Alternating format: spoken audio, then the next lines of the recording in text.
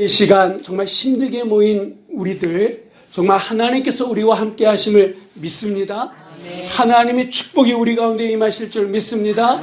어떤 상황, 어떤 환경 속에서도 하나님을 향한 우리의 마음을 꺾을 수 없을 뿐만 아니라 어떤 누구도 우리를 지키시고 이끄시고 인도하시는 하나님의 그 사랑을 끊을 수 없게 될 줄 믿습니다. 이제 우리 말씀을 듣기 전에 우리 하나님 앞에 영광의 박수 한번 올리겠습니다. 할렐루야. 계속해서 그리스도 예수 안에 성도들을 향한 하나님의 뜻에 대해서 우리는 보고 있습니다. 지난 시간 말씀드렸던 것처럼 이 데살로니가 교회는요, 그냥 쉽게 앉아서 하나님의 말씀, 이 사도 바울의 말씀을 듣고 그대로 행하면 되는구나, 이런 상황이 아니었다라고 하는 거예요. 우리가 힘든 만큼 이 데살로니가 교회도 힘든 상황 속에서 하나님의 말씀을 받고 있다라고 하는 겁니다. 그러면 어느 상황이었느냐? 우리 한번 데살로니가 전서 3장 4절의 말씀 다 같이 한번 읽어보도록 하겠습니다. 우리가 너희와 함께 있을 때 장차받을 환난을 너희에게 미리 말하였는데 과연 그렇게 된 것을 너희가 아느니라. 아멘.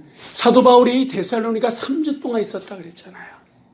거기서 있을 때에 그리스도가 예수고 예수가 그리스도라고 하는 그 말씀, 그 강론을 듣고 사람들이 모여들기 시작해서 이 데살로니가 교회가 세워졌거든요. 그 있는 동안 이 사도 바울은요, 앞으로 여러 가지 어려움이 있을 겁니다 라고 예언의 말씀을 어떻게 보면 한 거예요. 그 말씀이 지금 이 데살로니가 교회에 지금 이루어지고 있다라고 하는, 우리가 전에 얘기했던 그 환난이 지금 여러분들이 겪고 있는 그거입니다. 우리가 다 알고 있지 않습니까? 심지어는 사도 바울이 그것을 떠나야 될 정도로, 떠나지 않으면 성도들이 힘들고 그 교회가 흔들릴 정도로 유대교회 사람들의 핍박이, 주변의 불량배들의 그런 핍박이 그 교회 현실이었다라고 하는 겁니다. 이런 상황들 가운데에 데살로니가 교회인들은 흔들리기 시작했어요. 어떻게 해야 됩니까?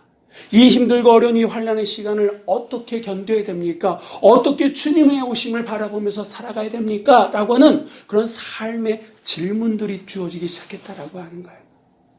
그런 얘기를 듣고 사도 바울은 그들에게 편지합니다. 그 편지 내용 가운데 하나가 뭡니까? 그리스도 예수 안에 너희를 향하신 하나님의 뜻은 이겁니다 라고 하면서 힘들고 어려운 환경 속에 있는 그들을 향해서 이 환경을, 이 상황을 이길 수 있는 하나님의 뜻은 이겁니다 라고 하면서 얘기한 게 뭐라고요? 항상 기뻐하라. 쉬지 말고 기도하라. 그리고 오늘 본문의 말씀에서는 뭡니까? 우리 한번 18절 상반절의 말씀 읽어보겠습니다. 범사에 감사하라. 범사에 감사하라. 계속해서 말씀드립니다만 헬라어 특징상 범사에 감사라고 했을 때 이 짧은 이 한 문단의 이 말씀 속에 강조하려고 하는 게 뭡니까? 앞에 있는 범사라고 하는 겁니다. 범사에 감사하라. 이게 사도 바울의 얘기예요. 성경이 우리에게 말씀하시는 메시지다라고 하는 겁니다. 이 범사라고 하는 게 원어적인 의미는요, 모든 일, 어떠한 환경에서도 이런 뜻이에요. 그러니까 우리가 쉽게 알 수 있는 그런 뜻입니다. 반면에 감사라고 하는 이 말은요, 특징이 있는데 여기에서는 사람에게 어떤 일이나 그거에 감사하는 것이 아니라 여기서 얘기하는 이 감사하라라고 하는 이 말의 주어는 오직 하나님만이 이 감사의 대상이다라고 하는 게 원어에서 얘기하는 겁니다. 그러니까 이게 무슨 말입니까? 어떠한 일, 어떤 환경에서도 우리는 누구에게 감사해야 된다? 하나님께. 내가 누구에게 큰 은혜를 받았다 할지라도 물론 그 사람에게 감사하는 건 맞습니다. 근데 우리에게는 근본적으로 어떠한 일, 어떤 상황 속에서도 누구에게 감사하라? 하나님께 감사하라.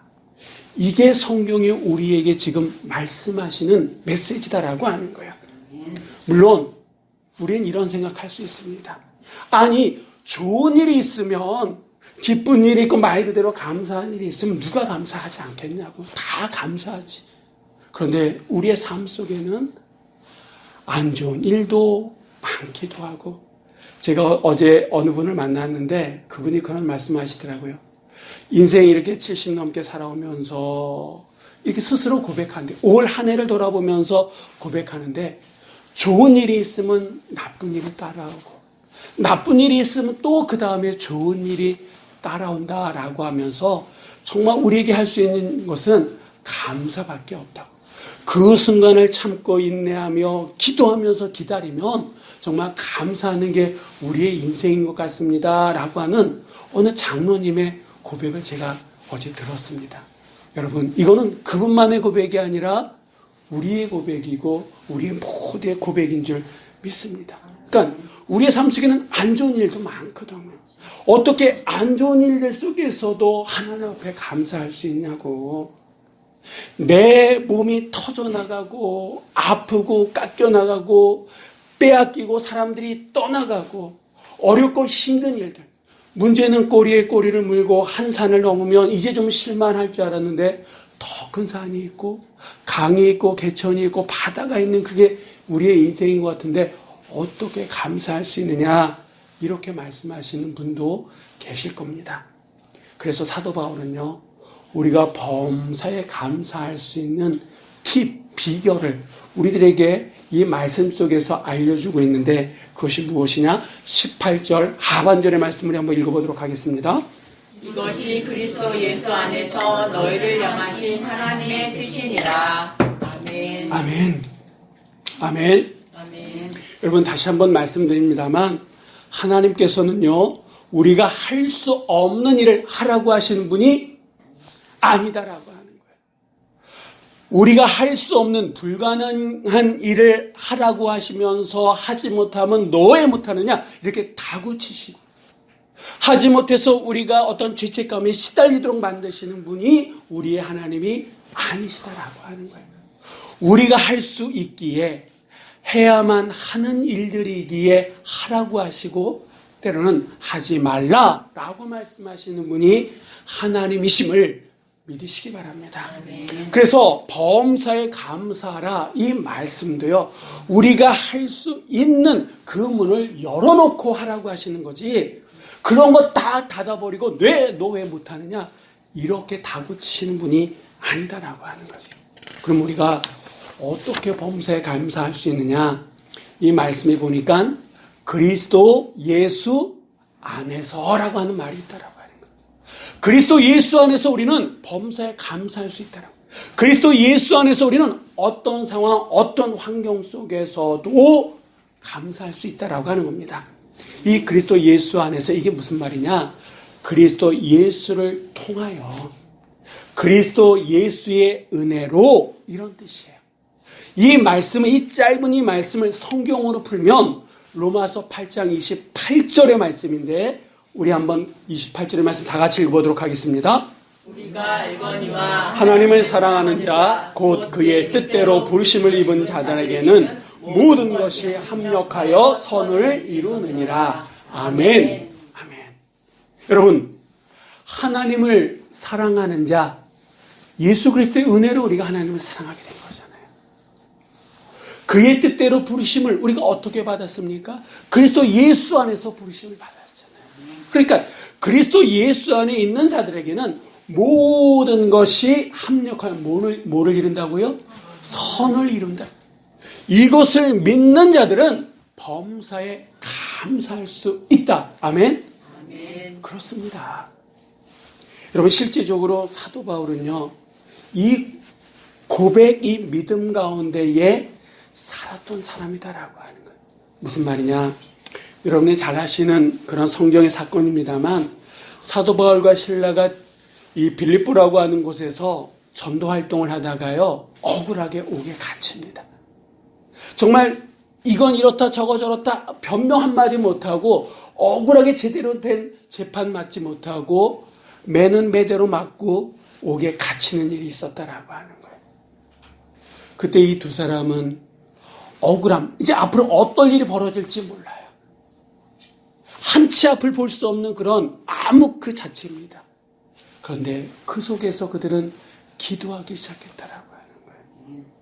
하나님을 찬미했다라고 성경은 말씀하고 있습니다. 그들이 어떻게 그 어둠, 억울하고 힘든 그 상황 속에서도 기도하며 하나님을 찬미할 수 있었습니까? 그들은 그리스도 예수 안에 하나님께서 모든 것에 합력하여 선을 이루실 줄 믿었기 때문에 그런 일이 가능했다라고 하는 거예요. 여러분, 지금의 이 일도 나를 힘들게 하고 내가 이해할 수 없고 때로는 억울하기도 하고 어떻게 할지 몰라서 안타까운 이 일도 합력하여 선을 이루게 해 주실 줄 믿습니다. 누가? 하나님께서 나를 구원하셨고 하나님께서 이 제단을 세우셨기 때문에 물론 우리의 잘못을 하나님 앞에 회개해야 되지만 하나님께서는 우리를 지키시고 이 교회를 지키시고 이 나라 이 민족을 지켜주실 줄 믿으시기 바랍니다. 지금까지 함께 하셨던 아버지 하나님 합력하여 선을 이루게 해주실 줄 믿습니다. 특별히 우리는 주님의 감사에 대해서 주목할 필요가 있다라고 하는 그리스도 예수 안에서 그 주님은 이 땅에 사시면서 어떤 감사를 하셨는지 우리가 한번 주목할 필요가 있다라고 하는 겁니다. 우리 주님의 그 감사는요 아주 특별한 것을 전 이번 기회에 알게 되었습니다. 한번 누가복음 22장 17절의 말씀 한번 다 같이 읽어보도록 하겠습니다. 이에 잔을 받으사 감사기도 하시고 이르시되 이것을 갖다가 너희끼리 나누라. 아멘. 이 말씀은요 주님께서 십자가에 달리시기 바로 전에 당신이 사랑하는 제자들과 마지막 만찬을 나누는 그때 있었던 사건입니다. 여기서 얘기하는 잔이라고 하는 게 뭘까요? 나중에 주님께서는 이것은 너희를 위한 내 피다 이렇게 말씀하십니다. 그러니까 당신이 흘려야 될 피 곧 생명이다라고 하는. 그런데 그 잔을 드시면서 뭐 하셨냐면 감사기도 하셨다라고 성경은 우리들에게 말씀하고 있다라고. 나중에는요 떡을 제자들에게 나눠줍니다. 근데 그 떡은 뭐냐? 우리를 위한 당신의 몸이다라고 말씀하시거든요. 여러분 한번 보세요. 그러니까 십자가를 두고 주님은 감사기도 하셨다라고 하는 거예요. 여러분 이게 이 십자가가 정말 감사거리가 되겠습니까?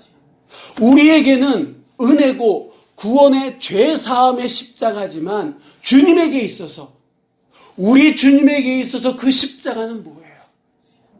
배반의 십자가입니다. 죽음과 고통과 모멸과 수치와 조롱의 십자가예요. 그 십자가를 앞에 두고 우리 주님께서는 감사하셨다라고 하는 거예요. 특별히 여러분 그 만찬의 자리에 누가 있는 거예요? 이제 얼마 안 있으면 당신을 좀 거칠게 표현하면 인신매매, 돈 주고 팔 가룟 유다가 있는 거잖아요. 그 자리에 또 누가 있는 겁니까? 당신을 3번 부인할 베드로가 있는 거예요. 그 자리에 또 누가 있는 거예요? 다 도망갈, 심지어는 겉옷을 다 벗고 빨가벗고 도망갈 제자들이 있는 그 자리다라고 하는 거예요. 앞으로 가룟 유다가 당신을 팔 거고 베드로가 부인할 거고 제자들이 다 도망갈 걸 뻔히 아시면서도 그 자리에서 주님께서 뭘 하셨습니까? 감사하셨다라고 해요. 이게 말이 됩니까? 여러분 이해되십니까? 근데 주님께서는 어떤 상황, 어떤 환경 속에서도 감사하셨다라고 하는 거예요. 그래서 사도 바울도 그리스도 예수 안에서 이렇게 말씀하고 있는 거다라고 하는 거예요. 다른 각도로 주님의 감사를 또 한번 볼 텐데 요한복음 6장 11절의 말씀을 한번 다 같이 읽어보도록 하겠습니다. 예수께서 떡을 가져 축사하신 후에 앉아있는 자들에게 나눠주시고 물고기도 그렇게 그들의 원대로 주시니라. 아멘. 여러분 이게 무슨 사건입니까? 오병이어의 기적이죠. 오병이어의 기적입니다. 아이가 가지고 왔어요. 그리고 그것을 가지고 예수님께서 뭘 하셨습니까? 축사하셨다라고 얘기합니다. 이 축사라고 하는 이 말은 빌축자의 감사할 사 이런 뜻이에요. 그러니까 쉽게 얘기하면 감사기도 하셨다라고 하는. 근데 여기서 예수님께서 언제 감사하셨느냐라고 하는 것을 한번 보자라고 하는 거예요. 사람들이 다 배불리 먹고 12광주리가 남은 다음에 감사하셨습니까? 아니잖아요. 아이가 준 오병이어를 가지고 제자들이 왔습니다. 그거 가지고 예수님께서 뭘 하고 했을 때 제자들이 아니 요거 가지고 뭘 이 사람들에게 무슨 소용이 있습니까? 제자들마저도 불평하고 불만을 토로할 때에 예수님께서는 그 자리에서 뭐 하신 거예요? 감사하셨더라고요. 모든 문제가 다 해결되어지고 사람들이 배불려서 배 이렇게 두들리고 12광주리가 남을 때 감사한 것이 아니라 사람들이 불평하고 불만할 때에 감사하셨다라고 하는 거예요. 자, 또 한번 보겠습니다. 요한복음 11장 41절의 말씀 보겠습니다. 돌을 옮겨 놓으니 예수께서 눈을 들어 우러러보시고 이르시되 아버지여 내 말을 들으신 것을 감사하나이다. 아멘. 예수님께서 또 감사하십니다. 이건 무슨 사건입니까? 나사로를 살리시는, 이미 죽어가지고 썩은 냄새가 나는 나사로를 살리시는 그 장면이거든요. 근데 여기서도 예수님께서 나사로를 살리시고 난 다음에 감사하셨죠? 아니잖아요. 돌을 옮기게끔 하고 난 다음에 아직도 나사로는 무덤 속에 있습니다. 썩은 내가 풀풀 나고 있다라고 하는 거예요. 이 나사로의 동생들은 왜 지금 오셨냐고, 주님께서 일찍만 오셨어도 우리 오빠가 살을 수 있었는데 하면서 불평하고 원망하는 그때에 예수님께서는 하나님 앞에 감사하셨다는 거예요. 어떤 문제가 해결되고 난 다음에 감사하신 것이 아니라 그 문제가 해결되기 전에 예수님께서는 감사하셨다라고 하는 겁니다. 물론 이 장면을 보면서 아유 우리는 예수님도 아닌데 뭐 이렇게 말씀하시고 생각하시는 분들도 계실지 몰라요. 우리는 예수님이 아니기 때문에 이렇게 차원 높은 감사하지 못할 수도 있습니다. 그런데 하나님께서 원하시는 것은 예수님만큼만의 감사가 아니라 내가 할 수 있는 감사다라고 하는 거예요. 누구의 감사가 아니라 김하영이 할 수 있는 감사다라고 하는 거예요. 내가 할 수 있는 감사를 원하시는 거지 누구의 감사를 원하시는 게 아니다라고 하는 겁니다. 그런 의미에 있어서 하바국 선지자의 감사는 우리들에게 또 울림이 있다라고 하는 거예요. 하바국 3장 17절서부터 19절까지 말씀을 한번 다 같이 보겠습니다. 비록 무화과 나무가 무성하지 못하며 포도나무에 열매가 없으며 감람나무에 소출이 없으며 밭에 먹을 것이 없으며 우리의 양이 없으며 외양간에 소가 없을지라도 나는 여호와로 말미암아 즐거워하며 나의 구원의 하나님으로 말미암아 기뻐하리로다. 아멘. 주 여호와는 나의 힘이시라. 나의 발을 사슴과 같게 하사 나를 나의 높은 곳으로 다니게 하시리로다. 아멘. 아멘. 여러분, 하바국 선지자도 자신의 삶 속에 없는 것에 대해서 인정하잖아요. 이것도 없고 저것도 없고 이것도 저것도 없는 걸 앞으로 쭉 나열하잖아요. 부인하지 않는다라고 하는, 인정하고 있다라고 하는 거예요. 그러면서 그의 눈은 어디에 있느냐? 없는 것에 두는 것이 아니라 내가 있는 것, 내가 가지고 있는 것에 그의 시선이 머문다라고 하는 거예요. 여기서 얘기하는 것처럼 무화과 나무도 포도나무도 감람나무도 우리의 양도 외양간에 소가 없지만, 그런 거 없지만 뭐가 있다고요? 나는 여호와로 말미암아 즐거워하리로다.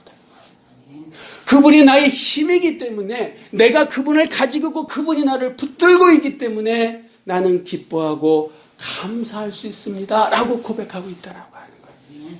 여러분, 우리가 없는 거, 이거 보면 우리는 감사할 수 없습니다. 그러나 우리에게 있는 게 있잖아요. 지금 우리에게 있는 것들이라고 하는 것, 언제 때가 되면 없어지거나 떠나가거나 때는 빼앗길 수 있는 그런 것들 아닙니까? 그런데 시간이 지나도, 환경이 바뀌어도, 세대가 바뀌어도 떠나지 않고 그 누구도 빼앗을 수 없는 그게 우리 안에 있잖아요. 그게 뭡니까?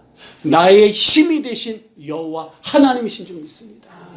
그분이 나를 붙들고 있고 내가 그분의 것이기 때문에 여러분, 나에게 있는 것, 내가 있는 것, 그것을 내가 바라볼 때에 우리는 감사할 수 있다라고 하는 거예요.